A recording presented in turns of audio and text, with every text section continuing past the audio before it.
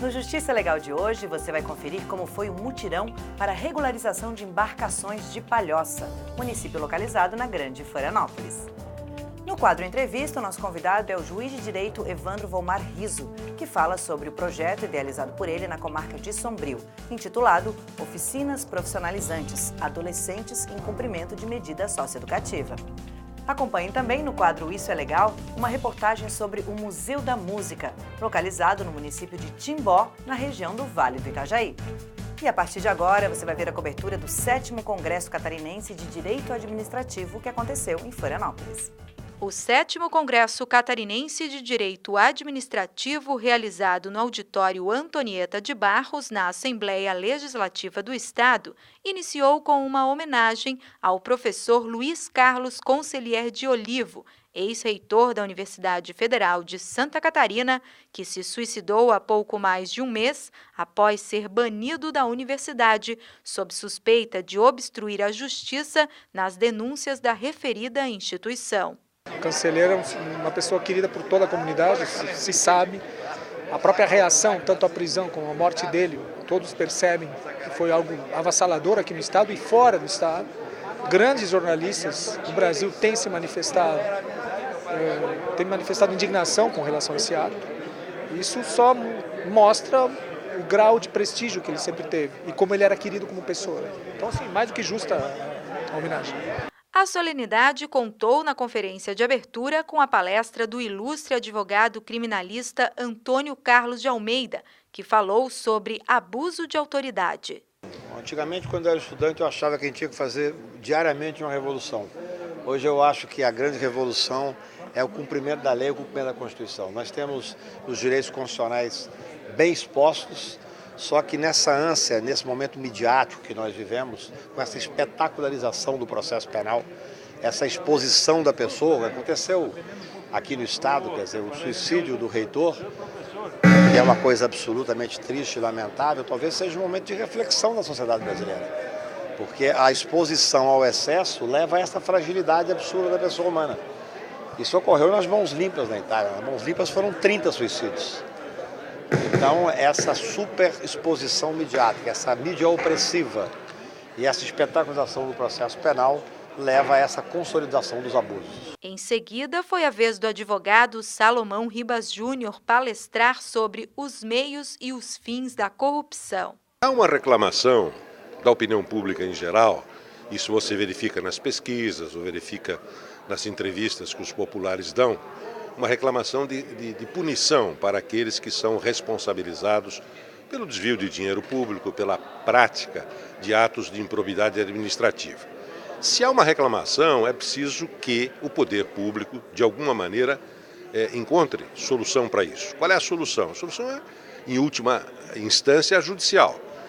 É preciso que haja os órgãos de investigação, de prevenção no âmbito administrativo de cada órgão público, no âmbito empresarial também, mas não havendo solução, nós temos que buscar o aparelho judicial. Em último caso, o direito administrativo, em algumas questões da improbidade administrativa, mas mais fortemente o direito penal. Essas medidas são medidas duras. As últimas leis, a lei da ficha limpa, a lei anticorrupção, elas trouxeram medidas duras que estavam sendo reclamadas. Essas medidas, delação premiada, condução coercitiva, prisão preventiva, isso tudo levou a uma certa discussão sobre eventual exagero. E o Judiciário está aí tentando, da melhor maneira possível, aplicar a lei. A lei de abuso de autoridade foi mencionada durante o evento quando se tratou da morte trágica do reitor. Inclusive, tramita um projeto de lei na Câmara Federal que altera o nome da lei de abuso de autoridade para a lei Concelier. Eu acho que é uma homenagem justíssima, porque na realidade as pessoas conhecem pouco essa lei. Essa lei é uma lei que vem do Pacto Federativo, é exatamente a mesma projeto de lei. Foi redigida pelo saudoso ministro Theory, quando o ministro Gilmar era presidente do Supremo. E eu acho que o fato de ter mudado para o nome do reitor faz com que as pessoas tenham maior aceitação da lei. Eu acho que isso é uma coisa extremamente importante. Primeiro que é uma homenagem justa, porque o que ocorreu com ele é uma das formas de abuso de autoridade. Na realidade, o abuso ele se perpetua e se consolida na sociedade de várias formas. É mais do que necessário que se faça uma lei que coíba o abuso da autoridade. É evidente que ela não pode ser uma lei que cerceie a atividade dos órgãos de fiscalização e controle. Ninguém quer isso.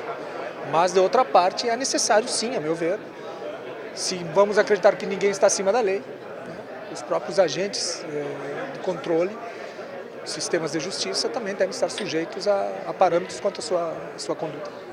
O Congresso ainda se estendeu por mais 2 dias e contou com a presença de magistrados do Tribunal de Justiça catarinense. O desembargador Rodrigo Colasso debateu sobre o direito penal e a administração pública, enquanto o desembargador Ronei Daniele falou a respeito da judicialização da saúde. O direito à moradia em tempos de crise econômica ficou a cargo do desembargador Francisco de Oliveira Neto. Em medida inédita no país, autoridades da Marinha e de Serventia Extrajudicial se mobilizaram para atender na própria localidade os pescadores de Palhoça que precisavam regulamentar as embarcações. Facilitar a vida do pescador. Esse é o objetivo de um mutirão que reúne a Marinha do Brasil e os cartórios locais para regularizar as embarcações de pesca e turismo. Em Palhoça, na Grande Florianópolis, a ação tirou da ilegalidade diversos pescadores. Nós temos muita colônia de pescadores, tem pessoas que vivem da pesca, da maricultura e precisavam dessa regularização. E muitas vezes a dificuldade deles, eles não regularizavam. E através da Secretaria de Agricultura, facilitando, trazendo a capitania, nós tivemos uma ação muito propositiva e deu muito certo. Foi o 4º mutirão, onde mais de 200 embarcações se regularizaram. Mais de 300 mil pessoas passam pelos balneários de Palhoça durante a temporada. E apesar da alta demanda, muitas embarcações estavam irregulares.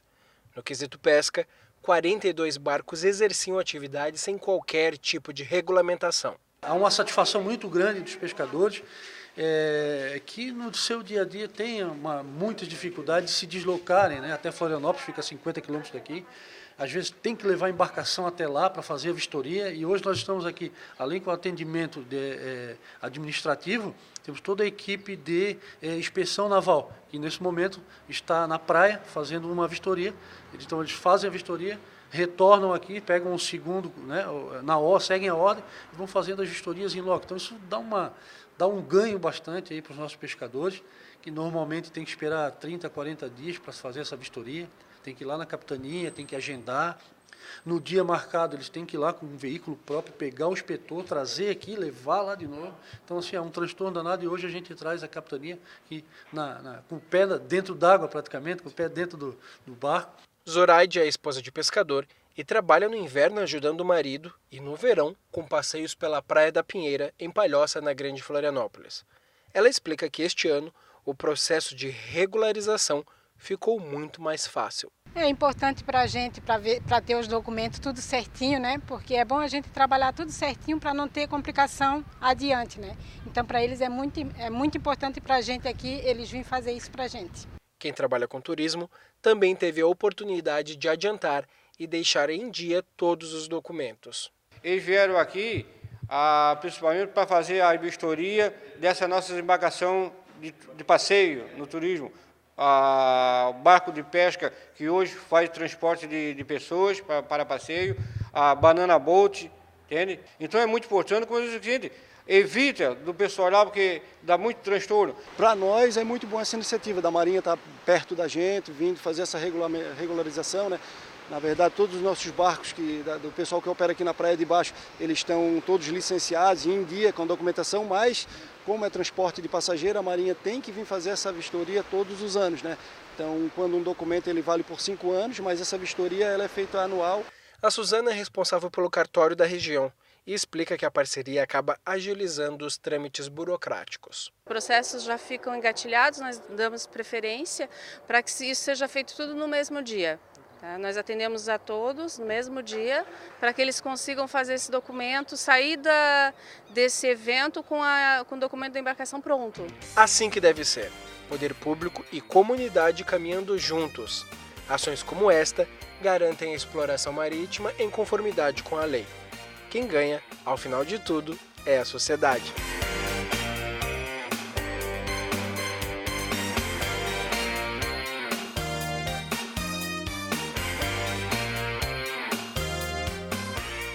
Você já pensou em conhecer a história da música contada através de artigos musicais? Pois é, no Museu da Música, localizado no município de Timbó, a ideia é fazer um resgate de toda a diversidade musical que temos em Santa Catarina e apresentar ao público que visita o local. E esse foi o nosso destino, que você confere agora no quadro Isso é Legal.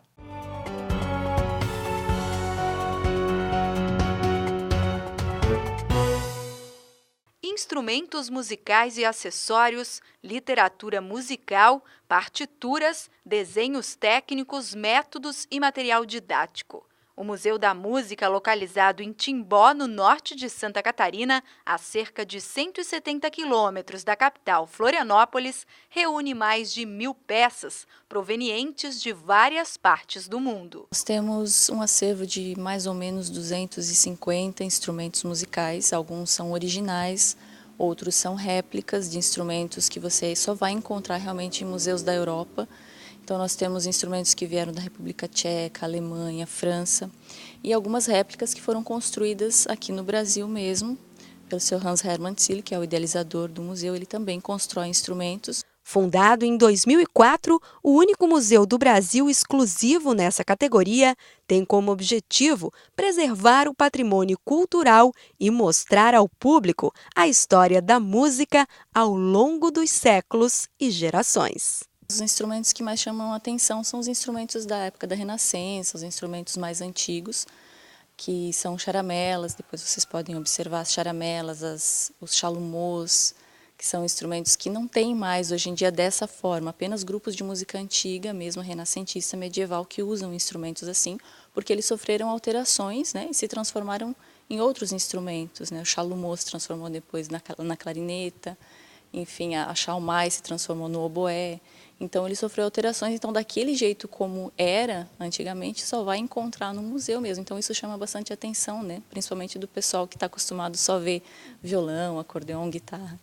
Com instrumentos que vão desde o século XVII até os mais modernos, a maior parte do acervo provém do idealizador do museu, pastor Hans Hermann Thiel, que foi um grande amante e propagador da música na região. Ele aprendeu muita coisa sozinho, autodidata. Veio da Alemanha há uns 30 anos atrás, né? Veio para Timbó. E aqui ele começou a ensinar música nas escolas e ajudava também. Ele construía instrumentos para as crianças tocarem. Então temos aqui no museu também alguns instrumentos simples, né? Clarinetas simples que ele construía para ensinar as crianças nas escolas. E aí ele também foi maestro, né? Regente da banda municipal aqui de Timbó e também da orquestra de Câmara Municipal de Timbó. Então ele é todo envolvido com música, além de construir instrumentos, né? Então ele tinha, esses instrumentos todos estavam na casa dele, porque ele ia colecionando e aguardando, enfim, dentro de casa, mas ele queria que mais pessoas vissem esses instrumentos, né? Visando o fomento da arte, o museu organiza ainda nesse espaço eventos como o Café Musical, que acontece sempre no terceiro domingo do mês, com o objetivo de divulgar artistas catarinenses dos mais variados estilos e proporcionar ao público cultura e entretenimento. Começou com a Orquestra de Câmara, aqui de Timbó, que todo mês eles tinham um domingo, que era chamado de Domingo Musical, e eles faziam uma apresentação aqui no museu. E aí isso foi aumentando, outras pessoas quiseram se apresentar também, não só a orquestra, outros músicos entravam em contato. E aqui em Timbó nós temos vários grupos também, da Fundação Cultural, grupos de bandoneon, enfim, de coral masculino. Então a gente foi abrindo espaço para outras pessoas se apresentarem. E aí mais tarde virou o Café Musical, que é um evento que a gente serve café antes, é um evento totalmente gratuito. E aí as pessoas vêm para tomar café e aproveitar para escutar uma música também. E com a intenção de divulgar tudo isso, é que o Museu da Música também organiza com frequência visitações orientadas, com grupos institucionais e de estudantes. Então, as escolas, elas agendam, são basicamente para os estudantes, essas visitas orientadas, a gente faz ações educativas, aí a gente mostra alguns instrumentos também, e a gente coloca o cenário musical de uma forma que eles possam conhecer melhor como funciona, até a construção dos instrumentos. Aqui a gente mostra daí todos os instrumentos e tudo mais. E daí eles ficam conhecendo essa parte musical. Eu achei interessante os instrumentos que dá para manuseá-los, conta a história dos instrumentos, conta também a história dos músicos que manuseiam esses instrumentos. É bem legal aqui. Eu adorei, principalmente o piano, que tem várias teclas. Eu gosto muito de percussão e de cordas, por isso que eu fui lá logo ver o que dava para fazer com ele. Ele é muito inspirador.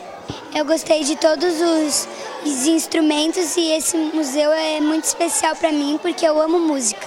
Eu mais gostei da cultura dos instrumentos e das cordas, que são bem legal para tocar.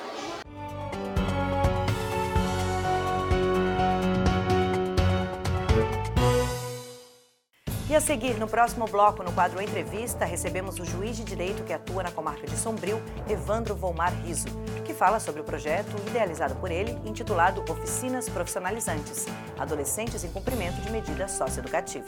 Não sai daí, é logo depois do intervalo, voltamos já já.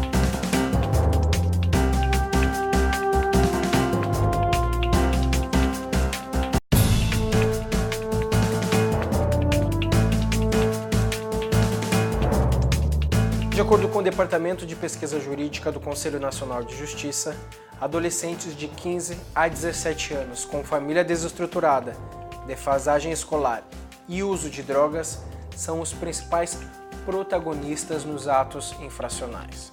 É sobre esse assunto que o programa Justiça Legal de hoje tem o prazer de entrevistar o juiz, doutor Evandro Volmar Riso, ele que coordena um projeto chamado Oficinas Profissionalizantes no sul do estado de Santa Catarina.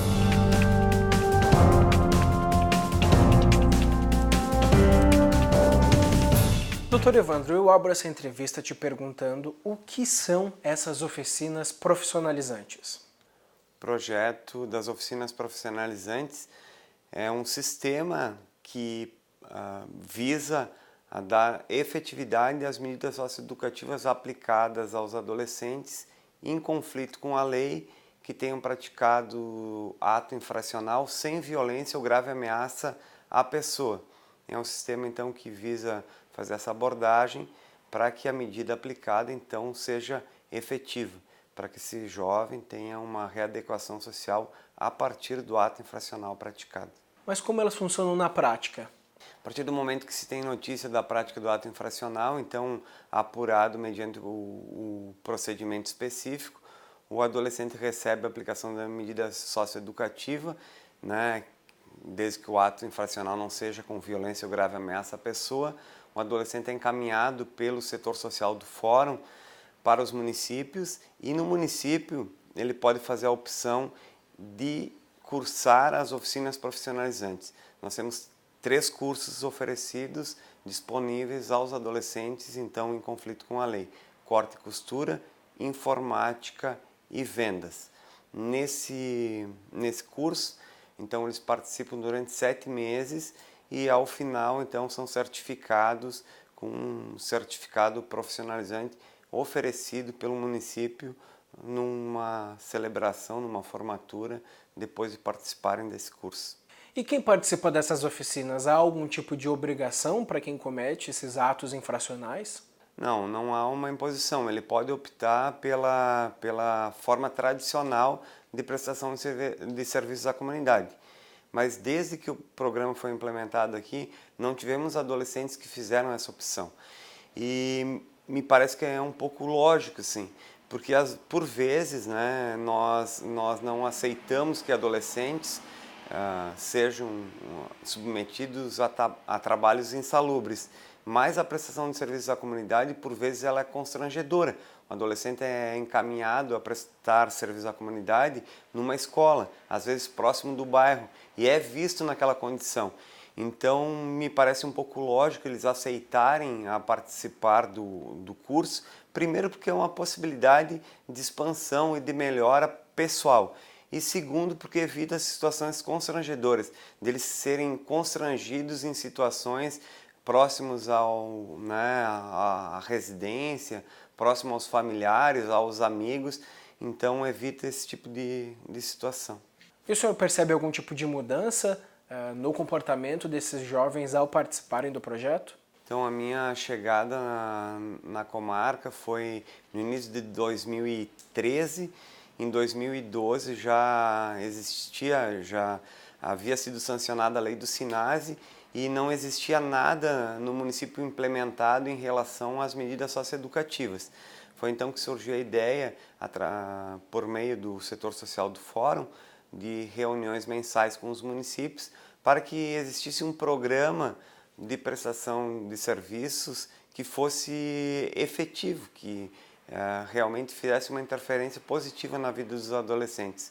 Foi então com reuniões mensais que esse projeto nasceu e foi aprovado como uma política municipal de medida socioeducativa, né, de execução de medida socioeducativa, inclusive com aprovação nas câmaras de vereadores, para que tivesse segurança de que seria executado durante um período. Então, ele é um convênio, né, que foi aprovado mediante lei municipal entre o Poder Judiciário e os municípios, com vigência de 10 anos. E começou a efetivamente ser executado em 2014, após essas reuniões e aprovação nas duas câmaras de vereadores de Sombrio e Balneário Gaivota. Começou a ser executado então em 2014 o programa, com atualmente 60 adolescentes formados. Mas o número de reincidência, existe algum estudo sobre o assunto? Eu não posso, não tenho números anteriores da comarca para fazer uma avaliação, uma comparação. Pelo que eu sei, o número da reincidência no estado gira em torno de 20%. Aqui na comarca, desses 60 adolescentes, nós tivemos 6, dos 60 que participaram, nós tivemos 6 que voltaram a reincidir, então é um percentual de 10%, me parece que é um número bem razoável, né? Considerado os números estaduais e nacionais, houve uma redução. E o importante é o resgate que o programa tenta fazer na vida dos adolescentes, porque ele tenta trabalhar de forma sistêmica todos os aspectos. A questão do adolescente, né, o plano individual de atendimento tenta resolver a questão do adolescente, envolve a família, chama os pais a participarem de reuniões e oficinas e tenta resgatar também laços com a comunidade. Agora eu gostaria que o senhor falasse um pouquinho dos apoiadores desse projeto, os outros servidores, empresas. O projeto ele só é efetivo justamente pela participação de vários atores, né? Aqui na comarca eu destaco as servidoras envolvidas, que é a assistente social e a comissária da infância, respectivamente a Francine Coimbra e a Alzira Scheffer, que elas estão à frente do projeto, são incansáveis no êxito do projeto, mas também, né, a partir do que a lei do SINASE estabeleceu em 2002, a competência para executar as medidas em meio aberto é do município. No caso aqui são 2 municípios, Sombrio e Balneário Gaivota. E não existia trabalho nesse sentido. Foi a partir do projeto que as coisas começaram a acontecer. Então, além das servidoras, nós temos todo um corpo das secretarias específicas de cada município, de Sombrio e Balneário Gaivota, e os servidores que estão lá são motivados pelo projeto, acabaram recebendo prêmios já em razão desse projeto, então eles se motivam com os resultados. E também tem o empresariado, a sociedade acaba participando, porque no final de cada ciclo, os melhores adolescentes são encaminhados para experiências de emprego. E quem abre as portas são os empresários. Os empresários acabam recebendo esses adolescentes e dando uma oportunidade de uma experiência de emprego, e alguns acabam sendo efetivados nessas experiências de emprego. Eu imagino que numa cidade pequena, quando se comete um ato infracional, imagino que deve ser muito mais comentado, e isso acaba gerando um certo preconceito. Então, a participação e o apoio do empresariado é muito importante, né? O empresariado é fundamental nessa transformação do adolescente, para ele se sentir acolhido. E, na verdade, o projeto tem esse viés, acolher o adolescente. tomar as medidas para que ele possa progredir a partir do ato infracional. A nossa conduta, ou a conduta de todos os envolvidos, não é de exclusão, e sim de inclusão. Comportamento é isso, é trazer o adolescente para próximo, mostrar que a partir do comportamento dele, ou do novo comportamento dele, a situação de vida pode ser diferente. Então, o empresariado é fundamental nesse processo todo e, infelizmente, a gente consegue perceber em determinados setores, apesar de todo esse envolvimento da sociedade, alguns setores ainda continuam preconceituosos. Mas isso é um trabalho de médio e longo prazo, de conscientização, porque nem toda jurisdição é igual. E a jurisdição da infância é uma jurisdição diferente. Todos os envolvidos têm que perceber, para que ela seja efetiva, é fundamental o envolvimento de todos, o comprometimento de todos, para o sucesso da medida aplicada, para a efetividade da medida aplicada. Esse envolvimento, a quebra do preconceito é fundamental. Eu não posso terminar essa entrevista sem antes te perguntar a sua opinião sobre a redução da maioridade penal. Olha, eu acredito que tudo possa ser melhorado. Então, quando nós falamos em redução da idade penal, eu sempre consigo visualizar os dois lados. Eu penso que as posições elas não podem ser estanques, ou elas não são completamente antagônicas. O que a gente pode pensar é em melhorar o sistema. Quando nós falamos em questão de internação, o prazo máximo de internação 3 anos, e que às vezes é pouco, a gente tem que pensar que o adolescente no Brasil ele é responsabilizado nos termos do Estatuto. Nós podemos discutir a forma que está sendo feito, se há possibilidade de ampliar esse prazo de internação, desde que essa internação seja efetiva, que ela traga um resultado positivo para o adolescente. Hoje, da forma que está sendo proposto, talvez nós estejamos querendo mudar a situação ou o direcionamento do adolescente sem preocupação com a efetividade do que vai ser feito.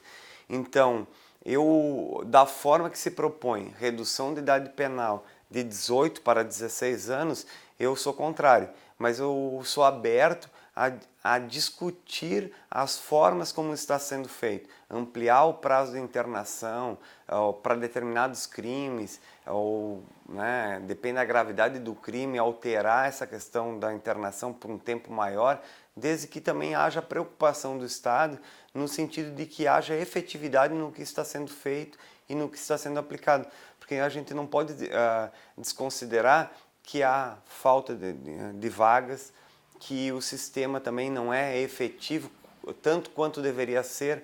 Então, a discussão também tem que ser nesse sentido. Olha, vamos reduzir, vamos alterar, vamos modificar, mas o que será feito para que essas medidas aplicadas ou para que essa alteração traga efetividade para aquilo que se busca, aquilo que se pensa. Dr. Evandro, muitíssimo obrigado pela entrevista e mais uma vez parabéns por esse projeto maravilhoso. Eu agradeço a oportunidade de estar aqui conversando com vocês e passando um pouco da visão que eu tenho a respeito das medidas socioeducativas e dos direitos da criança e do adolescente. O programa Justiça Legal de hoje está ficando por aqui. Você viu, né? Uma excelente entrevista e, claro, você é o nosso convidado para mais assuntos interessantes, mais conhecimento sobre o mundo jurídico em Santa Catarina. Até semana que vem.